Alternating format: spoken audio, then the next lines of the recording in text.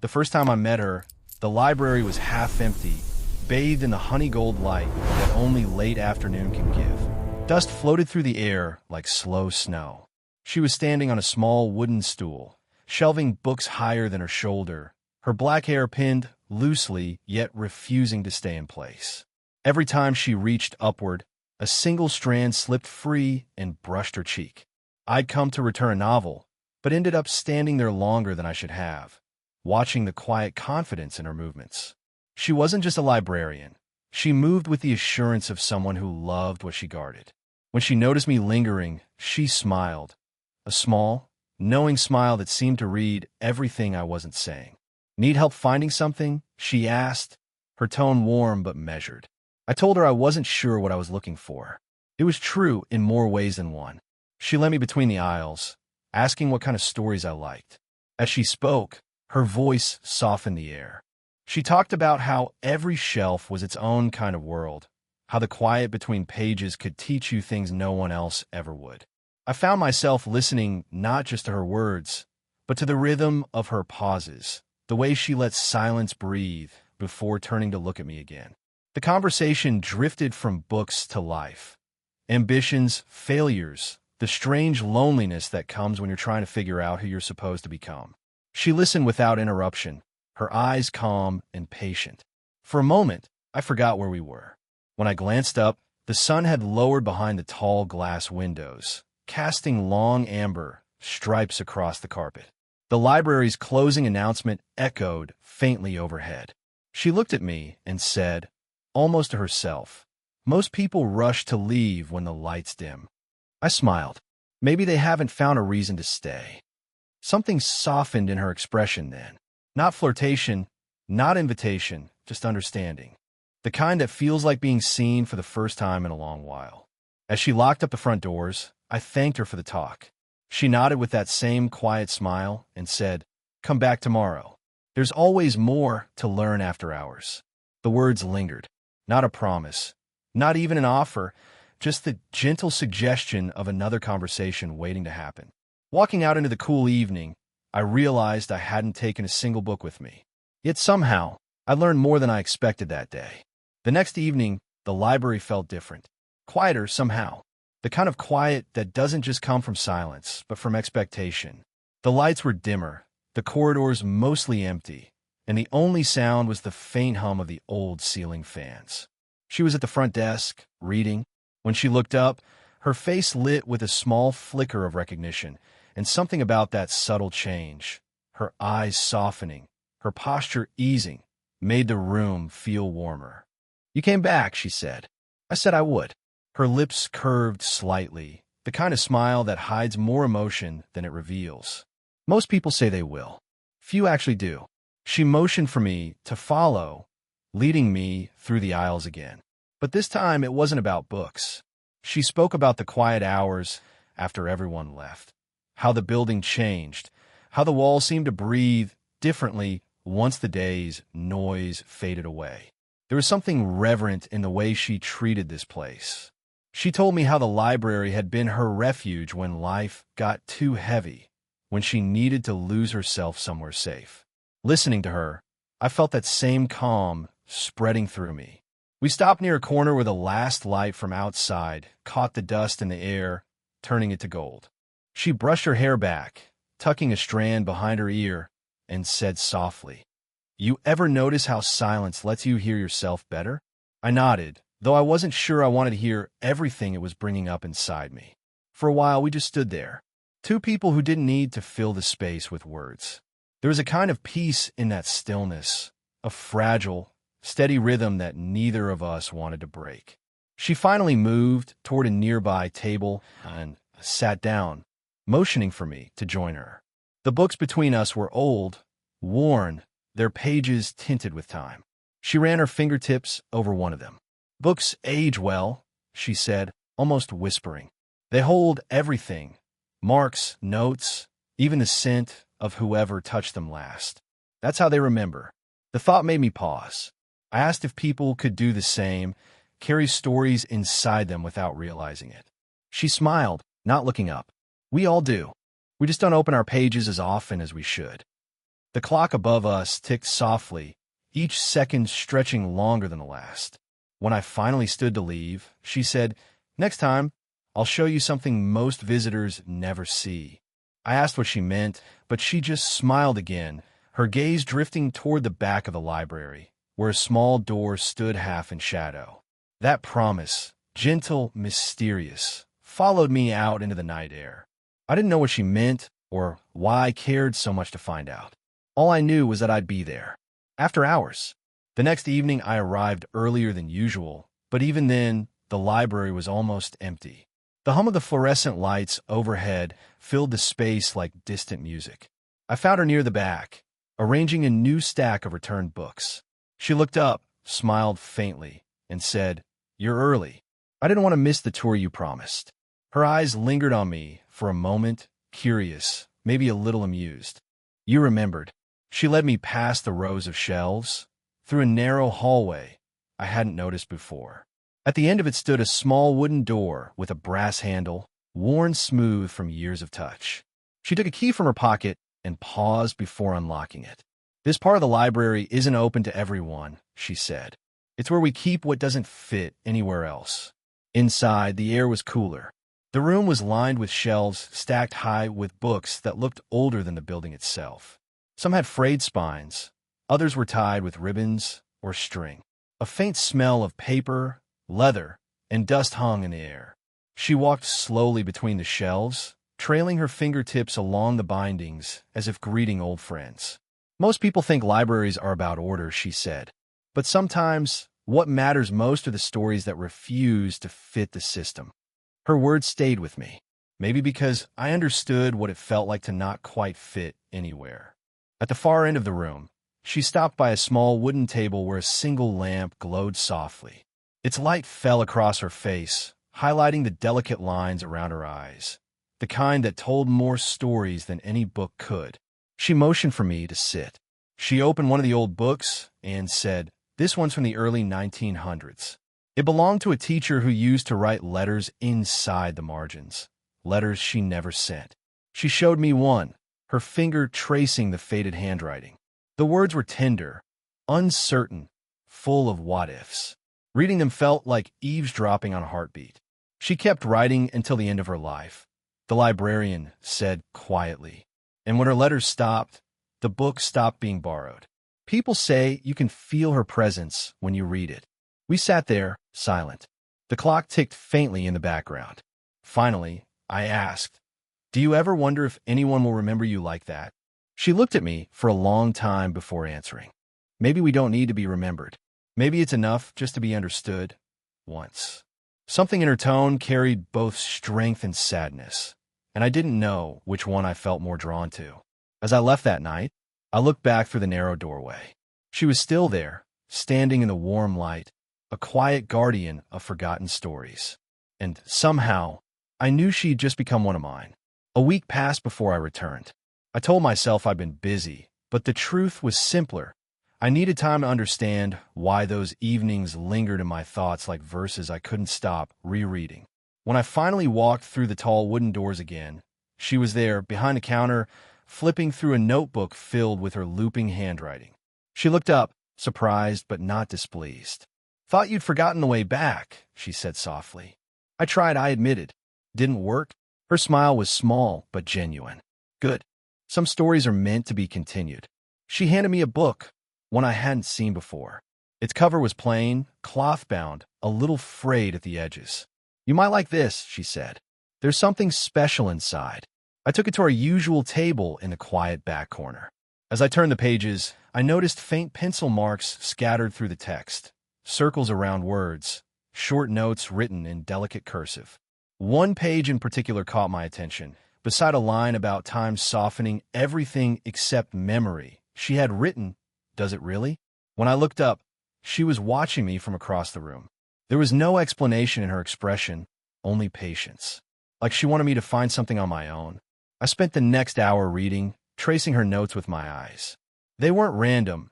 Each one hinted at something deeper, reflections about loss, about change, about the quiet ache of being seen and then forgotten. It felt almost like reading a diary disguised as literature. When the room emptied, she joined me. "You found a page," she said, her voice barely above a whisper. "What did you mean by it?" I asked. She leaned against the table, thoughtful. "I wrote that years ago. I guess I was wondering if time really heals everything, or if it just teaches us how to hide the scars better." The way she said it carried the weight of someone who'd lived through her own unanswered questions. I wanted to ask more, but she changed the subject, gently, as if protecting something fragile. "Books are strange that way," she said. "You leave pieces of yourself between their pages, and one day, someone finds them." She looked at me then, really looked, and for a heartbeat, the space between us felt charged, not with anything spoken, but with shared understanding. The lights flickered once, a soft reminder that the evening was almost over. She smiled faintly. "You can keep that book for a while. Just promise to return it when you've learned what you need from it." I nodded, though I wasn't sure what that lesson would be. As I walked out into the night, the marked page stayed open in my mind, the one that questioned whether time softens memory. I wasn't sure yet, but I knew this. Some memories, once made, don't fade. They just wait for you to come back. The following days blurred together, but every evening seemed to lead me back to the library, like a habit I didn't mean to form but couldn't break. It wasn't just about the books anymore. It was the calm, the smell of ink and paper, the quiet steadiness of her presence. She greeted me each time with that same gentle expression, half librarian, half listener. She'd already know what section I'd wander to, what kind of story I'd lose myself in. Sometimes she'd bring tea from the small staff room and set it beside me without a word. Small gestures, but they felt heavier than they looked. That evening, a storm rattled outside, wind whispering against the glass panes. Most people had gone home early, and by the time the lights dimmed, only the two of us remained. She looked up from her desk and said, "I suppose it's just us tonight." There was warmth in her tone, the kind that lives somewhere between comfort and something you can't name. She motioned for me to follow her, and we walked to the reading room, the one with tall windows and old green lamps that cast small pools of light across the tables. We sat opposite each other, the rain drumming softly in the background. "Do you ever get tired of silence?" I asked. "Never," she said. "Silence tells the truth better than words do."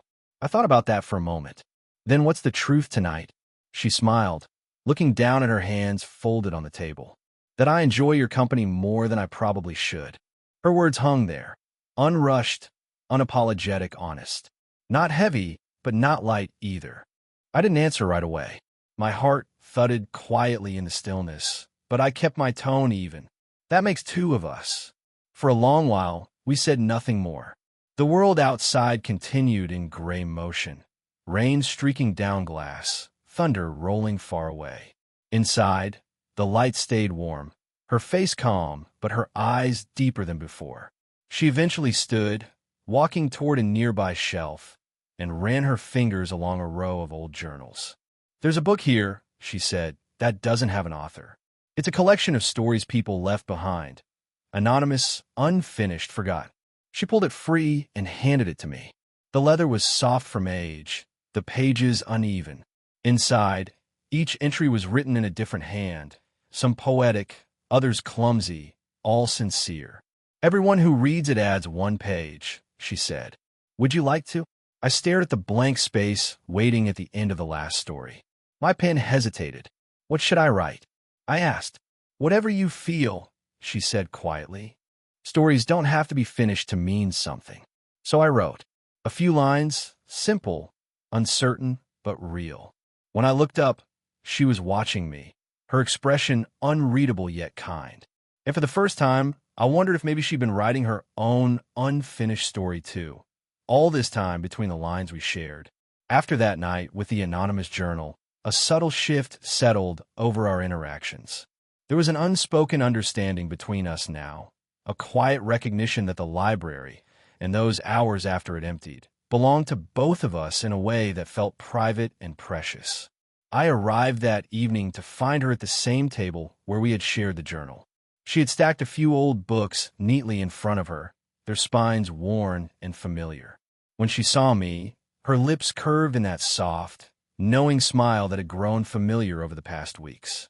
"Are you ready to continue?" she asked, and her voice held the calm assurance of someone who had been expecting me. I nodded, settling across from her. The storm outside had cleared, leaving only a crisp coolness that drifted through the high windows. The fading daylight created soft, warm patterns on the wooden floor, catching her long black hair in an almost golden glow. She picked up one of the books, opening it carefully, almost reverently. This one is a collection of letters from a woman who traveled across the country in the early 1900s. She wrote to no one, and yet everything she felt is preserved in these pages. I leaned closer, captivated not just by her words, but by the way she held the book. Her fingers brushing lightly over the corners, her eyes tracing lines as if she could hear the writer's voice whispering back. There was a quiet intimacy in the gesture, a sense that she was inviting me into something deeply personal without saying a word. We read together, taking turns aloud, letting the words flow between us. Occasionally, our hands brushed as we passed the book, lingering longer than necessary, and each touch carried the subtle warmth of human connection. The room felt suspended in time, the hum of the world outside fading completely. At one point, she closed the book softly and looked at me, her expression thoughtful. "Stories are stronger when shared," she said. "When someone else reads them, when someone listens. They become alive in a way they never could alone." I realized then that this wasn't just about books. It was about trust, about letting someone witness your quietest thoughts, the pages of yourself you don't show to anyone else. For a long while, we just sat there, talking in low voices, sharing our own small stories, moments from our lives that felt too ordinary to be worth telling, but were rendered extraordinary simply by the act of sharing them. Eventually, the sky outside shifted from amber to deep violet, and the library announced its impending closing. She stood, brushing a stray strand of hair behind her ear. "Another night," she said, her voice carrying that soft, almost imperceptible warmth that made everything feel more significant. "Yes," I replied, aware that these evenings had begun to mean more than I could have anticipated. As I walked out into the cool evening air, I felt a quiet anticipation for the next visit. Not for the books themselves, but for the continued exchange of stories, the shared silences, and the subtle, human connection that had begun to grow between us.